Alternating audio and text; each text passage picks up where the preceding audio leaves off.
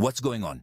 YouTube, listen up, young elder gang. This is Leonardo Contarini, at you with another banger. Please make sure you like, subscribe, and share this video. Fam, I hope this video get at least 100,000 likes in this video. You will find history definitions, scripture, information, and best of all, what we Americans have been deprived of from the beginning.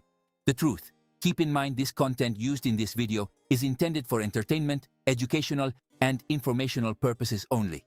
We will give you the total truth as we best understand it today. Be sure to hit that like button, young elder gang. Hit that subscribe button if you're new to the channel. Hit that bell, and don't forget to check back with us every day for new content.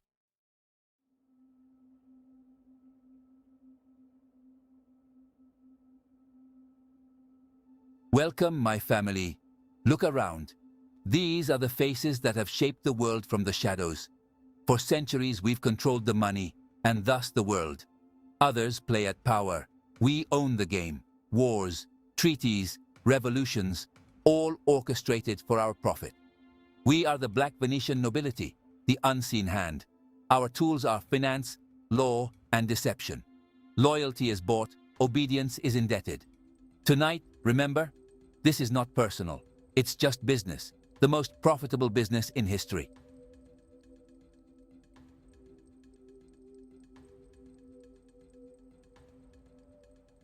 We are the house, and the house always wins.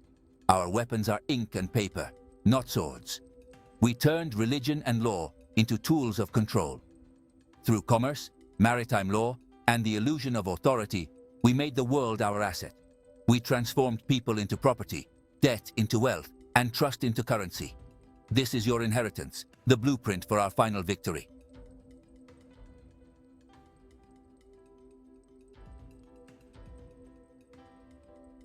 Our story doesn't begin in Venice, but in the Americas, descendants of the original pharaohs, rulers of a forgotten golden age.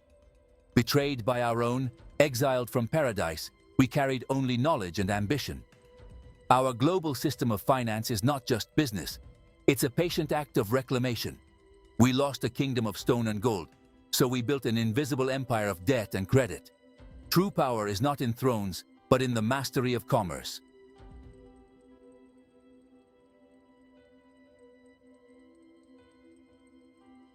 Forced from our home, we became the first mariners, those who crossed, the original Hebrews. In the Mediterranean, we became Phoenicians, masters of trade and the sea, building a network of commerce and influence. Our ships were our new kingdom, our alphabet, a tool for contracts and control. We taught the world to trade, but kept the secrets of finance and law for ourselves. The Phoenician Empire was just the second act. Our real work was only beginning.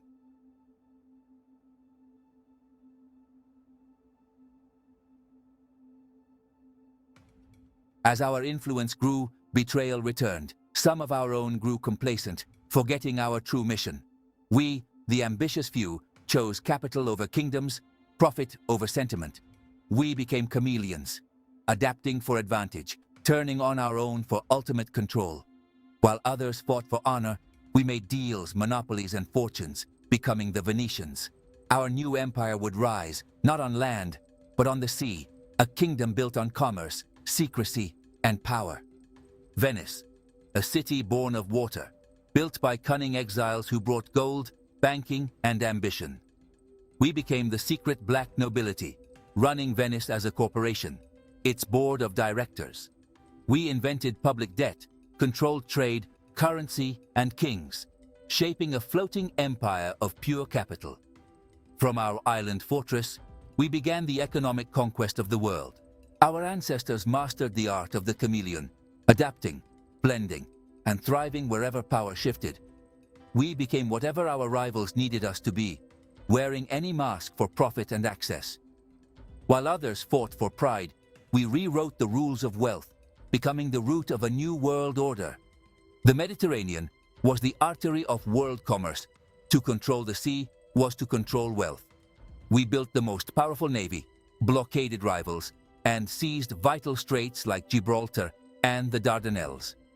Crete, Cyprus, the Greek Isles, our fortresses and fueling stations. The sea became our private lake. We set the prices, collected the tariffs, and ruled the waves.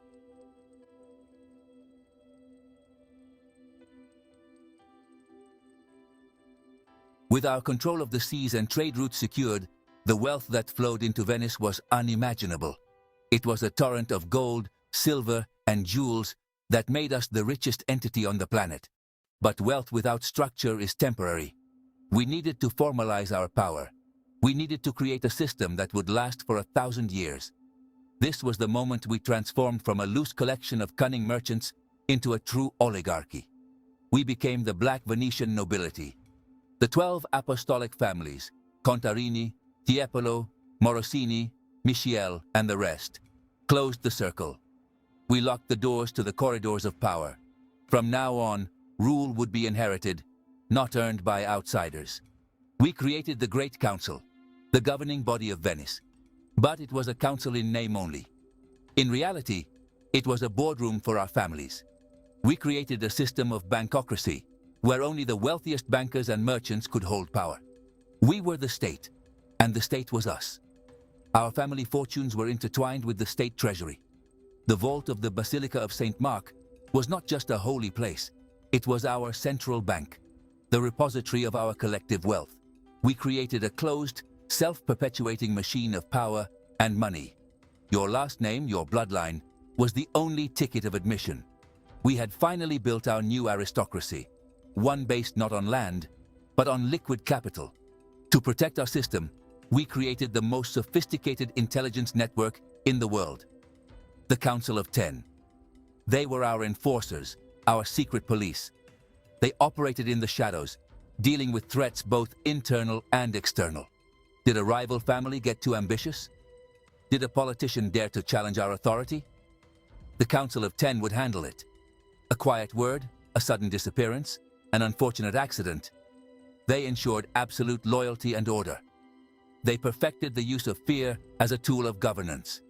Everyone in Venice knew that the walls had ears, and those ears belonged to us. This ruthless efficiency kept our oligarchy stable for centuries. We were the Black Hand, the unseen force guiding the destiny of Venice and, through it, the world. We presented a facade of a republic, the most serene republic. Serene for whom? For us.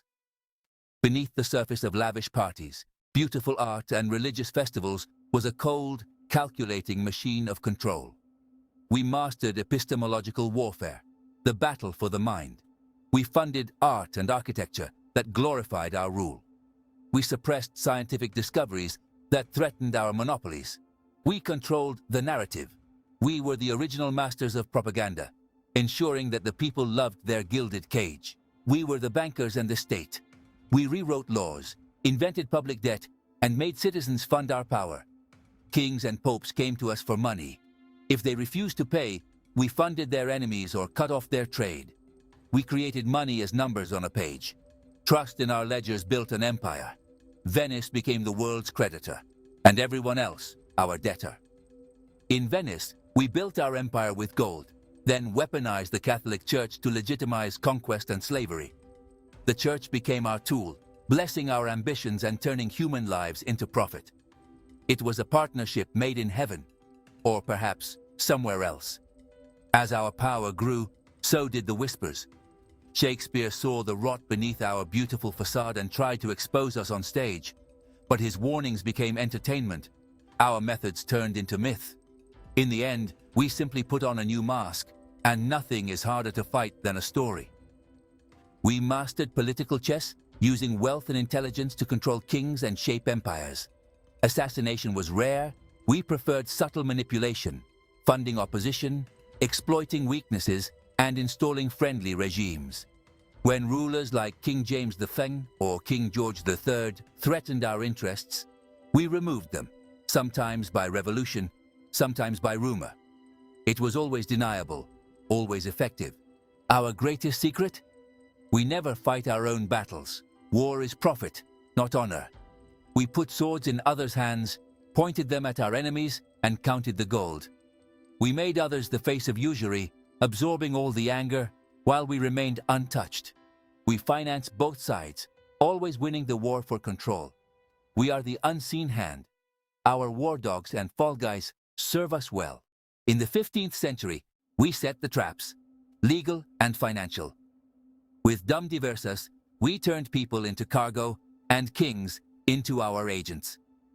While Europe fought and conquered, we sat in Venetian palaces, perfecting debt and profit.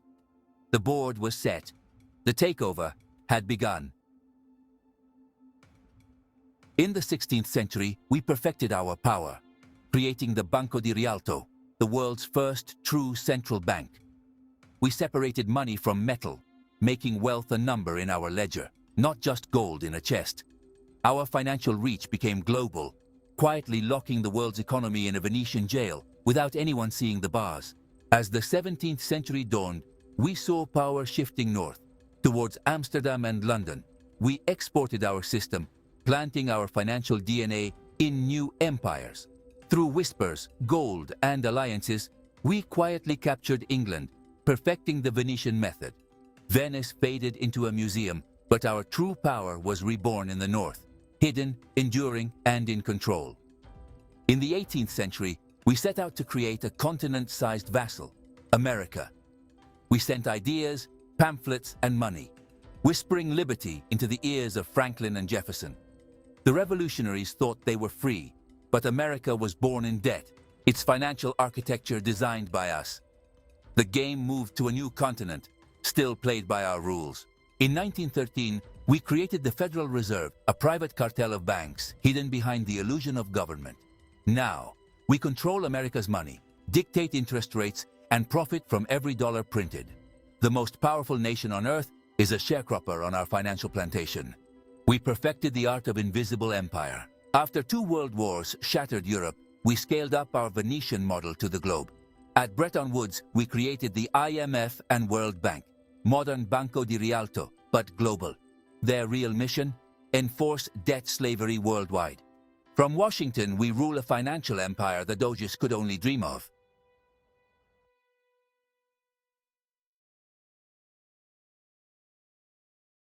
Now let us talk about one of our most successful and, well, tragic product lines, the sleeping Moors. Our own lost brothers. What became of them? While we were building our empire of finance, they were left to the mercy of the systems we created. The papal bulls we wrote, like Thai, provided the religious justification for their enslavement. The maritime and admiralty laws we perfected turned them into legal cargo, vessels to be shipped and traded. They were the first and most profitable commodity in our new global market. We sacrificed them. We turned on our own kind, and it was the most profitable betrayal in history. It was cold. It was necessary. It was business. Over the centuries, we have continued to profit from their slumber. We created social and economic systems designed to keep them at the bottom. We funded ideologies that stripped them of their history, their identity, their knowledge of self. We made them forget they were the descendants of kings, of pharaohs, of the original masters of the earth. We gave them a false history, a false culture, and honestly, a false hope. They became a permanent underclass, a source of cheap labor for the empires we controlled, from the cotton fields of America to the mines of Africa. Their struggle, their pain, their perpetual disenfranchisement, all of it fuels our system. The sleeping Moor is our greatest product because he polices himself. We have conditioned him to believe he is inferior, to accept his place in our world order. We promote division among them, keeping them fighting each other over scraps, so they never look up to see who truly sits at the feast. We give them just enough to keep them compliant, but never enough for them to become a threat. We watch with amusement as some of them try to reclaim their heritage, calling themselves Moors, adopting fezzes and strange titles. It is harmless. It is a symptom of the deep historical amnesia we engineered. Let them play with symbols. We control the substance. Their awakening is our only theoretical threat. But we have built the walls of their mental prison so high and so thick that few ever find their way out. We control the media they consume, the schools that educate their children, and the economic opportunities they can access. They are born into our matrix, and most die without ever realizing it exists. The harvest of the sleeping Moors has been bountiful for centuries, a steady stream of wealth, labor, and social stability for our empire. Their continued slumber is a testament to the perfection of our methods of epistemological warfare, the art of controlling the mind.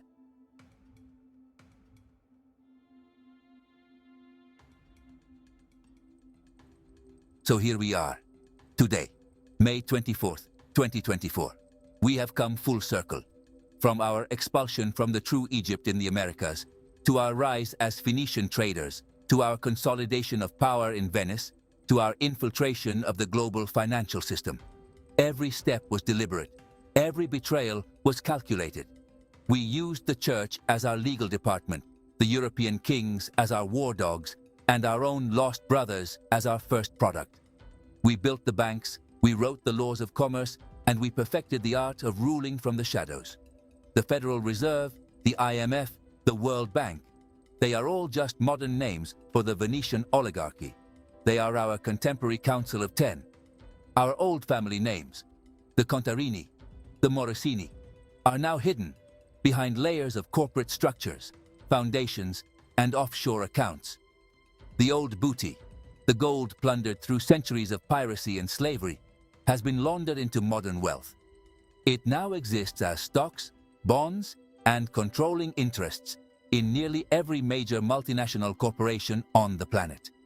We own the oil, the media, the pharmaceuticals, the technology. We turn the blood money of the past into the blue-chip assets of the present.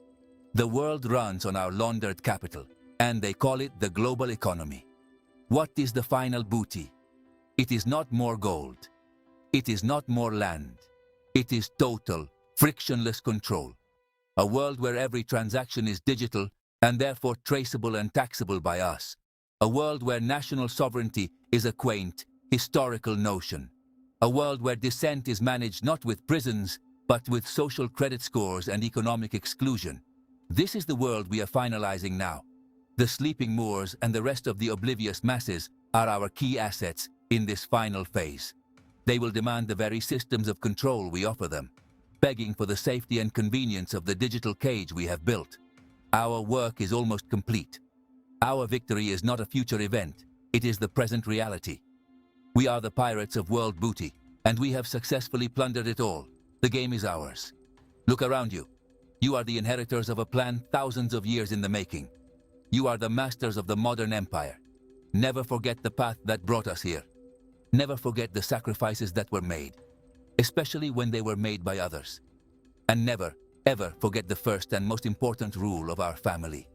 It's not personal. It's just business. Now, let us go and collect our final dividend. They never saw us coming. The world was never a contest of armies or ideologies. It was always a business negotiation, and we were the only ones prepared. They looked for conquerors on horseback, never for the quiet banker in the back room, holding the deeds to their kingdoms. The game is over. We have won.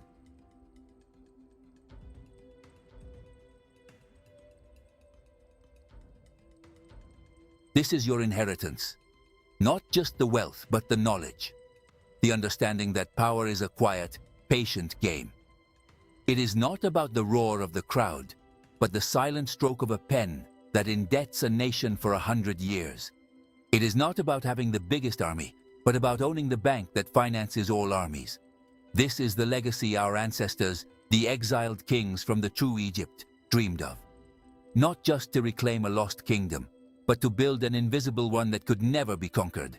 An empire of the ledger, an empire that is eternal because it exists in the minds of men and in the rules of commerce that they have been conditioned to accept as natural. Look forward. The final pieces are falling into place. A global digital currency, which we will control. A social credit system to manage compliance, which they will demand for their own safety. The end of cash, the end of privacy, the end of true individual sovereignty. We are building a frictionless world, a world without dissent, a world of perfect, predictable order, our order. And the beautiful part? They will welcome it. They will trade their last vestiges of freedom for the promise of convenience and security. They will walk into the cage and thank us for the lock. The final victory will not be a conquest. It will be a transaction, a voluntary surrender. So tonight, we celebrate. We honor the ruthless ambition of our ancestors. We honor the cold, calculated logic that has guided our family for millennia. We are the Black Hand. We are the Black Nobility. We are the pirates who stole the world's booty without ever drawing a sword. We are the architects of the modern age. Let the world sleep. Let them have their fleeting dramas and their false hopes. Their world is a dream, and we are the ones who write the script. Let them call us whatever they wish. Their words are meaningless. Only results matter, and our results are all around you. Remember this moment. Remember who you are. You are the inheritors of the greatest enterprise in human history. You are the masters of the game. Now, go out and manage your assets. Uphold the family's traditions. Be cunning. Be patient. Be ruthless. And never ever forget the foundational principle upon which our entire empire is built. Never let emotion cloud your judgment. Never let sentimentality become a liability. It is not personal. It never was. It's just business. The best business there is. The game is ours. Always.